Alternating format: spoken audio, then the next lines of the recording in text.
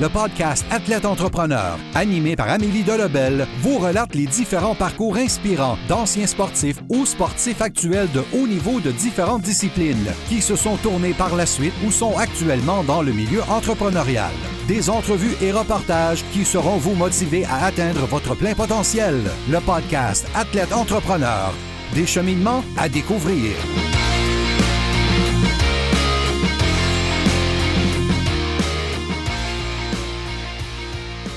Bonjour à tous, ici votre hôtesse Amélie Delebel et je suis très heureuse de vous accueillir sur mon podcast Athlète Entrepreneur pour cet épisode 088 de Saint-Marc-sur-le-Lac à la LNH avec Sylvie Marcelet.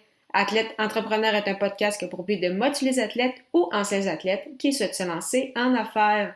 Avant de vous parler de mon invité du jour, je voulais vous inciter à rejoindre le seul groupe LinkedIn d'athlètes entrepreneurs de la francophonie. Ce que vous y retrouverez, une belle communauté d'échanges, de partage et de conseils pour aider votre entreprise à passer au prochain niveau ainsi qu'à agrandir votre cercle de contacts. Pour ce faire, simplement allez au ameliedelebel.com/LinkedIn. Au plaisir de vous accueillir. Pour cette émission, j'ai le plaisir de discuter avec Sylvie Marcelet, une ancienne gardienne de but au niveau collégial qui a combiné sa passion pour l'art et le sport à fondant la broche. Depuis une dizaine d'années, avec l'aide de son conjoint, ils ont peinturé des centaines de masques, dont plusieurs portés par des cerbères de la LNH. Ce sont d'ailleurs ces masques que nous avons vus à la télévision lors de la dernière finale de la Coupe Stanley, mettant en vedette Andrei Vasilevskiy et Anton Khudobin. Sans plus attendre, je vous laisse à cette entrevue. Bonne écoute! Alors, je suis actuellement avec mon invité du jour, Sylvie Marcelet. Salut Sylvie, comment ça va? Salut, ça va bien toi? Ça va très bien, merci beaucoup. Est-ce que tu pourrais nous expliquer quel a été ton parcours comme athlète, donc comme sportif, particulièrement comme gardienne de but jusqu'à ta retraite sportive, si on peut dire? Dans le fond, ça a commencé, mes parents faisaient toujours une patinoire dans la cour arrière. Puis j'ai un de mes cousins, à un moment donné, il a amené l'équipement de gardien de but. Puis j'ai vraiment eu la piqûre là, quand j'ai essayé ça. Là, fait que depuis ce moment-là, j'ai vraiment eu un coup de foudre pour l'équipement de gardien de but, puis la position, puis tout ça. Puis j'ai toujours voulu être gardienne de but là, à partir de ce moment-là. Fait que, dans le fond, j'ai joué dehors, c'est quand même assez longtemps. Après ça, j'ai commencé autour de 17 ans, je pense, à la Ringuette. Non, peut-être un petit peu avant ça, peut-être 14-15 ans là, à la Ringuette, parce que j'avais des amis avec qui je jouais à la balle molle l'été. Eux autres jouaient tous à Ringuette l'hiver. Puis, mais sauf que moi, j'avais encore mes patins de filles. J'avais jamais joué avec des patins de garçons. Fait que je savais pas trop exactement comment patiner avec les patins de garçons, vu que les lames sont pas pareilles, puis tout ça. Fait que j'avais une de mes amies qui m'avait amenée au patin libre, puis m'avait montré comment faire, puis tout ça. Puis finalement, après ça, j'ai joué 3 ans à la Ringuette. Mais c'était vraiment au hockey que je voulais jouer, c'était pas pareil, puis aller jouer avec les gars non plus à cet âge-là, j'étais comme déjà assez vieille, peut-être si j'avais commencé, si j'avais eu 5 ans, ça aurait été différent, mais fait que là, à Boisbriand, il partait un programme de hockey féminin, il y avait 3 équipes, puis c'était vraiment, il y avait 2 équipes de C, une équipe de B, puis c'était tous les âges, j'étais toutes mélangées là-dedans, là, fait que j'ai commencé là, dans le fond, avec l'équipe C. Puis, on a eu vraiment du plaisir cette saison-là. Puis, par après, j'ai changé d'équipe, je suis allée jouer pour Saint-Jérôme. Puis, de Saint-Jérôme, après ça, je suis allée jouer pour Lionel Groulx au cégep. Mais je jouais, c'est intramural avec les garçons. Puis, un des gars m'a dit « Ah, il cherche une gardienne de but au cégep Saint-Laurent. » Fait que, il a dit « Les 2 gardiennes s'en vont. » Puis tout ça. Fait que, je vais aller essayer ça, puis je vais aller faire le camp d'entraînement. Puis finalement, j'ai fait l'équipe. Puis j'ai joué une saison là. Puis après ça, il y avait un nouveau programme qui partait à Saint-Jérôme. Puis là, j'ai décidé de retourner à Saint-Jérôme. J'avais quelques joueuses avec qui j'avais déjà joué avec Saint-Jérôme que je connaissais. Puis comme ça, j'avais la chance aussi d'être gardienne numéro 1 pour Saint-Jérôme, tandis que j'étais gardienne numéro 2 à Saint-Laurent. Fait que c'était une belle opportunité pour moi là, d'aller jouer là. Fait que c'était un peu ça, mes dernières années, un peu dans le hockey, mettons, plus plus ben, pas synchronisé, là, mais plus Organisé. organisé. Ouais, c'est ça. Dans le fond, ça a été vraiment là. Mais je continue encore à jouer là, dans les ligues de garage là, avec les gars, une fois par semaine au moins. Bon, ben, tant mieux. Tu parlais justement que tu avais une passion très, très jeune pour tout ce qui était équipement de gardien. Pour ceux qui ne te connaissent pas, mais tu es aussi très bonne en art, donc c'est un côté artistique que tu as toujours eu. Puis, justement, tu as décidé en fait de combiner les deux, où est-ce que tu as commencé à peindre des masques de gardien de but. Comment justement tout ça a débuté avant de lancer officiellement ton entreprise Silabroche? Oui, bien, dans le fond, c'est un peu tout amené un peu au hasard, tu sais, mais dans le fond, j'ai commencé quand je jouais à Saint-Laurent. J'étais en art parce que je savais pas trop qu'est-ce que je voulais faire non plus dans la vie, mais tu sais, je voulais aller jouer au hockey, fait que j'avais pris ce cours-là.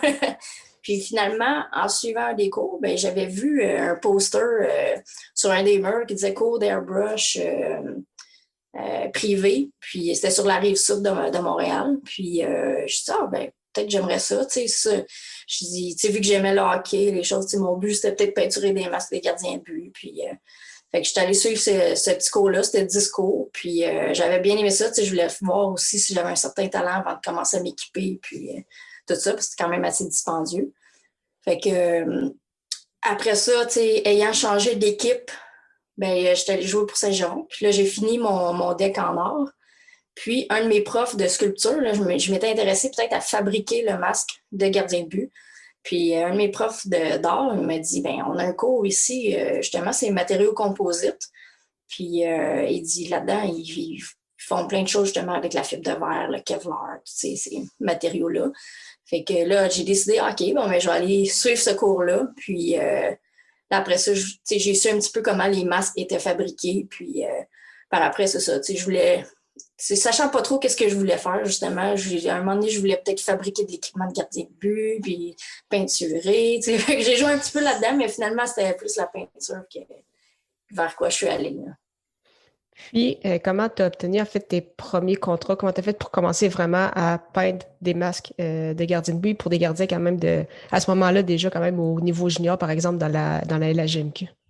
Ouais, mais au début, c'est vraiment, là, j'ai commencé, c'était des amis qui m'amenaient des choses à peinturer. Ah, tu peux-tu peinturer mon hood de char? Tu peux-tu peinturer? Tu sais, je peinturais vraiment sur n'importe quoi au début, là. J'ai fait des baguettes de billard, j'ai fait des bâtons de curling, des écouteurs de DJ, des murales, tu sais, fait que c'était vraiment varié. Puis surtout, à cette période-là, c'était peut-être autour des années, je te dirais, des années 2000, il y avait beaucoup d'émissions, tu sais, de West Coast Chopper, les affaires qui montaient des motos, là, vraiment. Fait qu'il y avait vraiment une mode pour la moto aussi. Fait que ça aussi, ça a comme créé une effervescence un peu dans ce marché-là. Fait que je peinturais quand même quelques motos, mais puis quelques masques de gardien de but. Je faisais ça plus en temps perdu. Puis c'est vraiment après ça, de bouche à oreille que ça s'est promené, là. Puis, à quel moment vraiment tu t'es décidé de lancer Silabroche et là, de dire, OK, là, il y a vraiment une demande, puis là, je veux vraiment faire ça de ma vie, puis là, que tu as officiellement parti ton entreprise, puis ça fait quand même déjà une dizaine d'années. Oui, c'est ça. Ben, c'était en 2009, dans le fond, qu'on a créé Silabroche. Ben, dans le fond, moi, je travaillais dans le pharmaceutique, parce que ça n'avait vraiment aucun rapport avec ce que je fais présentement. Mais je travaillais de nuit, tu sais, c'était pas facile comme... sauf que j'avais, tu sais, plein d'avantages. Tu sais, j'avais quand même une sécurité d'emploi. Tout était beau, mais en même temps, tu sais, je faisais à temps partiel. Tu sais, la fin de semaine, je peinturais des masques, des motos, toutes sortes de choses. Puis là, ben, mon chum Alexandre, il m'a dit, ben, tu devrais, tu sais, faire ça à temps plein. Puis, tu sais, là, tu commences à avoir de plus en plus de demandes. Puis, tu sais, peut-être tu pourrais vraiment... essayer ça à temps plein. Il dit, si tu l'essayes jamais, tu ne sauras pas si tu vas peut-être passer à côté de quelque chose. Fait que j'ai décidé de faire le saut. C'est pas évident là, de faire le choix de tout laisser quand même ça, mais il m'a dit, après ça, si ça ne fonctionne pas, tu peux retourner dans le pharmaceutique par après, mais tu aurais peut-être perdu quelques avantages, soit des vacances, des choses comme ça, mais certaines anciennetés, mais il dit pas, dans le fond, c'est un essai, c'est un risque à prendre, puis dans le fond, je ne regrette pas d'avoir fait le saut. Puis justement, au fil de fil en aiguille, tu as eu de plus en plus de gardiens. Donc oui, au niveau junior, un peu partout, même au pays. Là, tu fais également des masques aux États-Unis, là, dans les ligues professionnelles. Est-ce que tu t'en souviens justement du premier masque que tu as vu lors d'un match de la Ligue nationale, puis comment tu t'es senti à ce moment-là? Dans le fond, c'est ça, notre premier client professionnel, ben, ça a été comme Jean-François Bérubé qui était avec le Junior de Montréal. Que lui, après ça, avait été repêché par Los Angeles. Après ça, il a joué dans les ligues, la East Coast, Ligue américaine, tout ça. Mais entre-temps aussi, on avait eu Anton Khudobin. Lui, dans le fond, était déjà dans la Ligue nationale. C'était un gardien qui essayait de faire sa place un peu. Il jouait à ce moment-là pour les Hurricanes de la Caroline. Puis, dans le fond, ça a été lui notre premier client, qu'on a vu son masque à la télévision, là. Et c'est sûr, nous autres, juste voir ça, on capotait, là. C'était comme... c'était vraiment un rêve, là, au début. Tu penses pas te rendre jusque-là. Puis là, quand tu le vois à la télévision, il y a une certaine fierté, là, quand même, qui ressort de ça, là, que tu peux voir que les meilleurs gardiens au monde portent une de tes peintures. C'est quelque chose d'assez impressionnant en même temps, là. Puis au fil des années, tu en as eu de plus en plus, mais comme tout entrepreneur, tu as eu aussi des périodes un peu plus difficiles, particulièrement là, depuis 2 ans, là, il y a eu l'inondation à Saint-Marthe-sur-le-Lac. Là, en plus, avec la COVID-19, comment, comme entreprise, puis personnellement, tu as réussi à rebâtir en fait ton atelier? Comment tu as réussi à maintenir le flow, si je peux dire, puis justement continuer à peinturer malgré les difficultés récentes là, depuis les derniers temps? Oui, ben on a été quand même chanceux, on a eu beaucoup d'aide de nos amis, on a eu de l'aide un peu partout aussi, là. On a fait un GoFundMe pour nous aider à rebâtir justement le garage, racheter de l'équipement, puis tout ça. Ça a été une aide tellement précieuse, sinon je pense pas qu'on aurait réussi à passer au travers, si ça avait été juste moi puis Alexandre, là, je pense on se serait peut-être retrouvé d'autres emplois puis faire d'autres choses, là, mais c'était parce que rebâtir vraiment le garage, vraiment repartir à zéro, là, c'est quand même quelque chose. En même temps de vivre ça, mais on était un peu sur l'adrénaline, quand ça s'est passé, on dirait que tu cherches les moyens, OK, là, il faut se revirer de bord, puis il faut être capable de continuer à travailler puis avancer là-dedans. On a été chanceux, un de nos amis avec sa conjointe nous ont prêté leur garage pour qu'on puisse continuer à travailler là-dedans, le temps qu'on rebâtisse, puis tout ça. Fait que ça nous a vraiment dépanné, là. On a pu faire une bonne partie là, de notre début de saison de l'an passé dans leur garage. Puis ça nous a donné un bon coup de pouce parce que sinon, on n'avait vraiment aucune place là, qu'on pouvait travailler. Puis en plus, sinon, il aurait fallu se louer quelque chose, mais déjà, c'était pas évident. Puis, qu'est-ce qui était le fun? Ben, il n'était pas trop loin de notre domicile, fait qu'au moins on pouvait se rendre quand même facilement. On n'avait pas 1 heure ou une demi-heure de voiture à faire pour se rendre en plus. Là, déjà que c'était pas évident de tout gérer ça parce qu'on a eu la maison aussi qui avait été touchée. Fait que ça aussi, là, on commence les rénovations, dans le fond, dans notre sous-sol. Fait que ça s'est étiré quand même sur une longue période de temps. On a focusé nos énergies surtout sur le garage, vu que c'était notre gagne-pain. Puis, c'est ça, là, on essaie de terminer le sous-sol pour mettre ça derrière nous, puis que cette étape-là soit finie. Puis là, c'est sûr que cette année, ben là, c'est la COVID. Ça, c'est c'est une autre chose, mais ça touche tout le monde. En le fond, tout le monde est affecté par ça. On essaie d'y aller vraiment au jour le jour. C'est sûr que ça change les choses, là. On ne sait pas trop quand est-ce que ça va recommencer. Est-ce que la Ligue nationale, est-ce qu'ils vont jouer? La Ligue américaine, on entend des dates, mais il n'y a rien de sûr non plus. Fait que on y va au jour le jour, puis on espère que ça reparte quand même peut-être après le temps des fêtes ou quelque chose comme ça, là.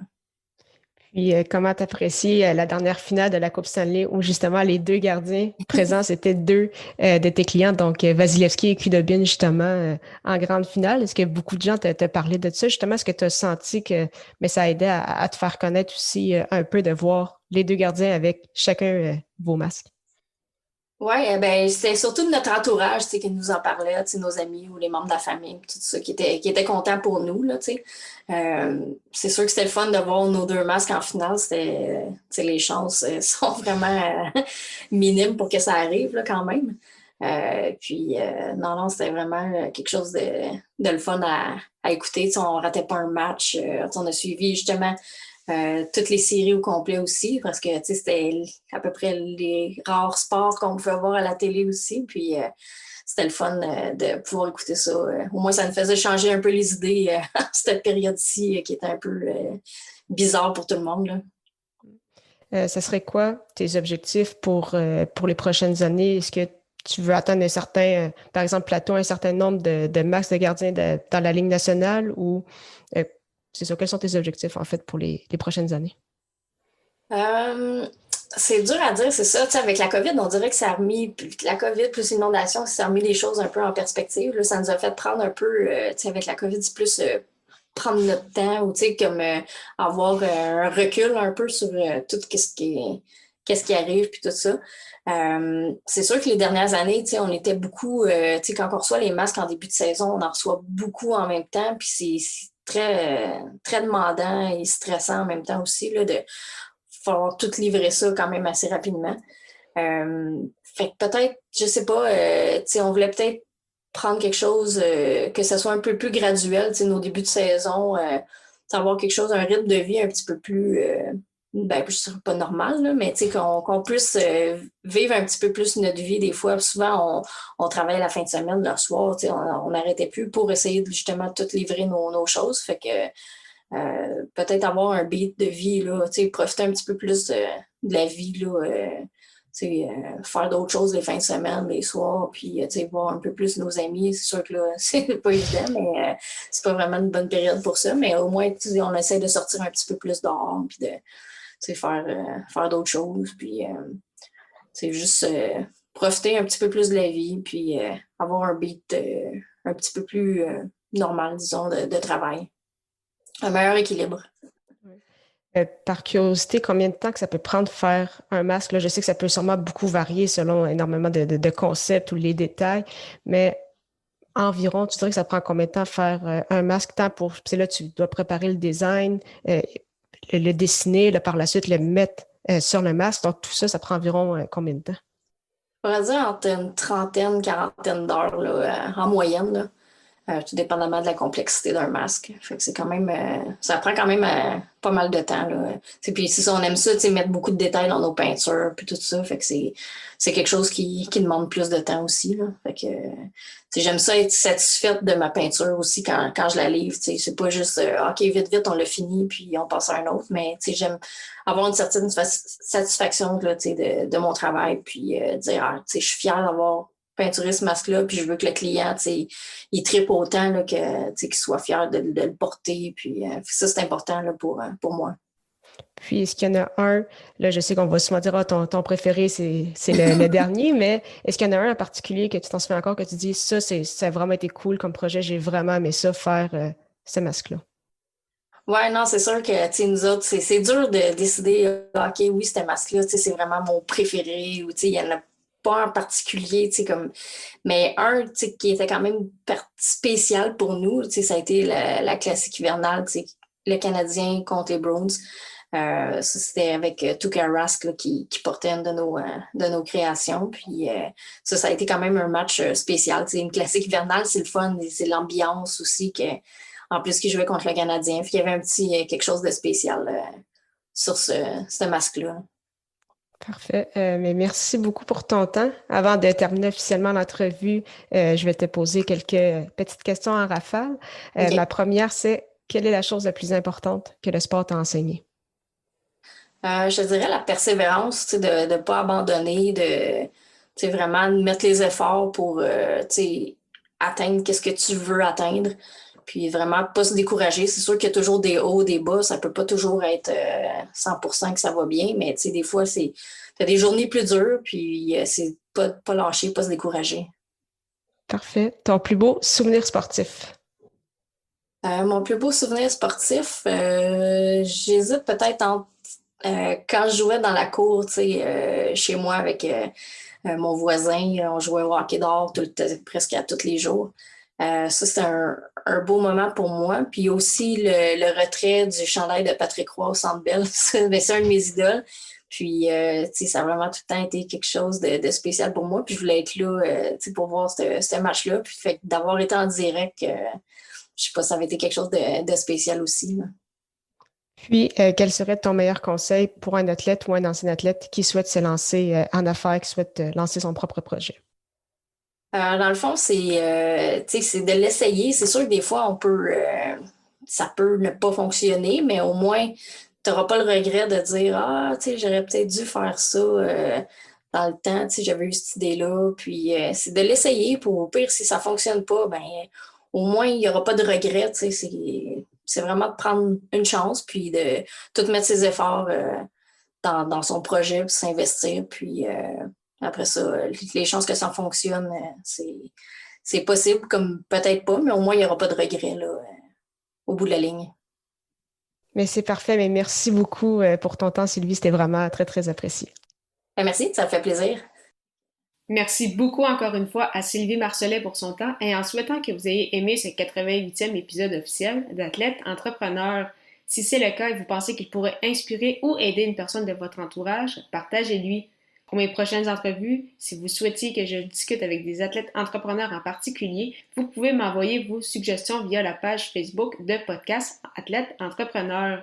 Merci encore une fois pour votre confiance et à la semaine prochaine pour une nouvelle entrevue.